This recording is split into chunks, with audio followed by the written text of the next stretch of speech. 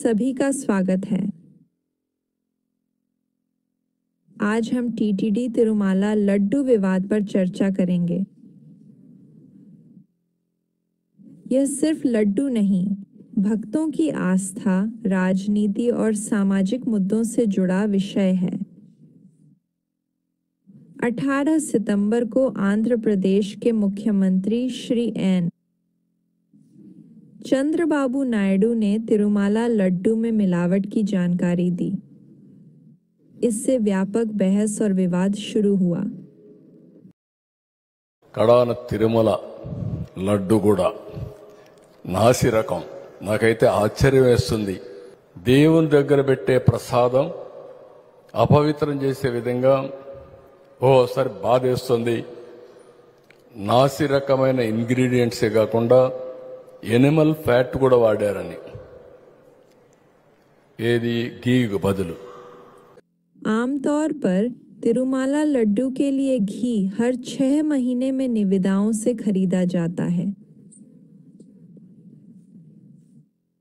पहले घी कर्नाटक की K.MF Nandini company से खरीदा जाता था।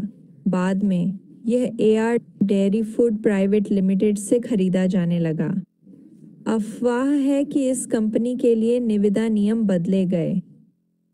जब यह खबर श्री YS जगनमोहन रेड्डी तक पहुंची, लोगों ने पूछा कि नियम कैसे बदले गए। नियम कैसे और किसने बदले?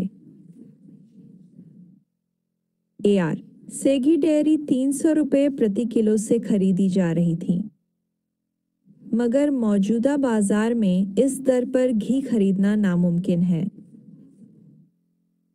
इसलिए मिलावट की संभावना बहुत ज्यादा थी।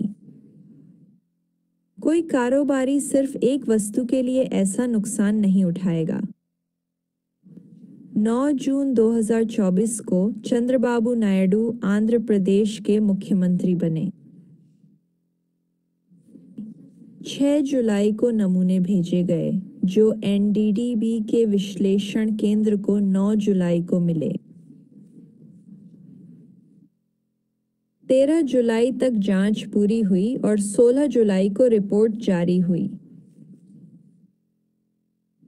लोगों ने पूछा कि ये बात 18 सितंबर तक जनता से क्यों छिपाई गई। उस दौरान घी 300 रुपये प्रति किलो से खरीदा जा रहा था।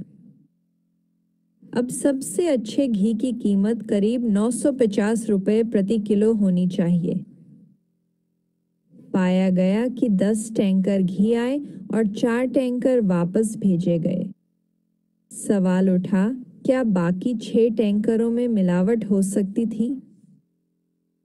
अगर हाँ, तो क्या यह घी लड्डू बनाने में इस्तेमाल हुआ? इस विवाद पर जगनमोहन रेड्डी ने तिरुमाला जाकर भाषण देने की योजना बनाई। चंद्रबाबू ने उनसे मंदिर जाने से पहले एक घोषणा पर हस्ताक्षर मांगे। जगन ने कहा कि उनका धर्म मानवता है। నా మతం ఏమిటని అడుగుతా ఉన్నారు. నా మతం మానవత్వం. अगर जगन मंदिर जाना चाहते हैं तो बस साइन करके क्यों नहीं जाते? चंद्रबाबू अब घोषणा क्यों मांग रहे हैं, जब पहले ऐसी जरूरत नहीं थी?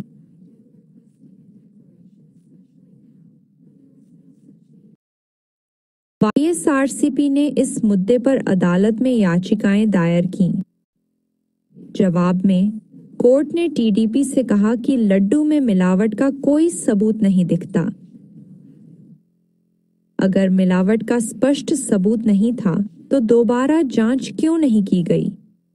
जुलाई में रिपोर्ट मिलने के बाद 18 सितंबर तक इसे सार्वजनिक क्यों नहीं किया गया?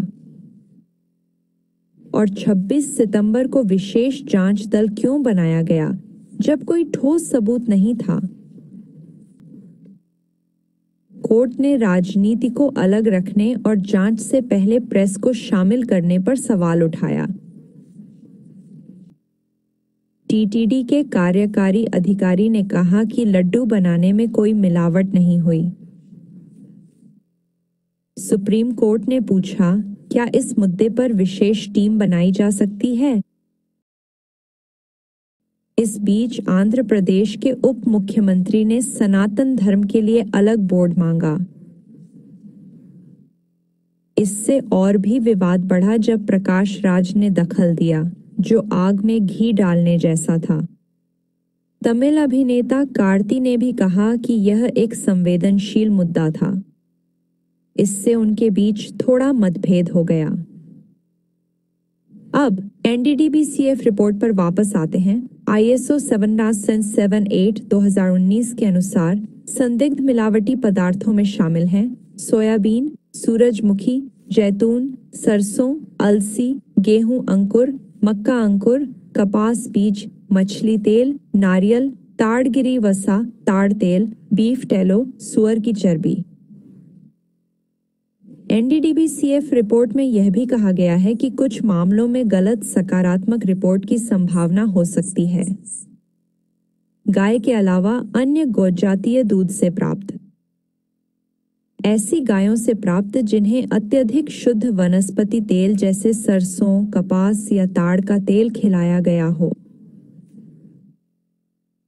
गंभीर कुपोषण से पीड़ित गायों से प्राप्त। पीयूष, कोलोस्ट्रम से प्राप्त। कोलेस्ट्रॉल निकालने या अंशीकरण जैसे तकनीकी उपचारों के अधीन। अधिक लिपोलिसिस दिखाने वाले पनीर से प्राप्त। गेर्बर, वाइबल बेरनथाल या श्मिट-बोन्सन-स्क्रट्सलाफ विधियों से निकाला या डिटर्जेंट से अलग किया गया।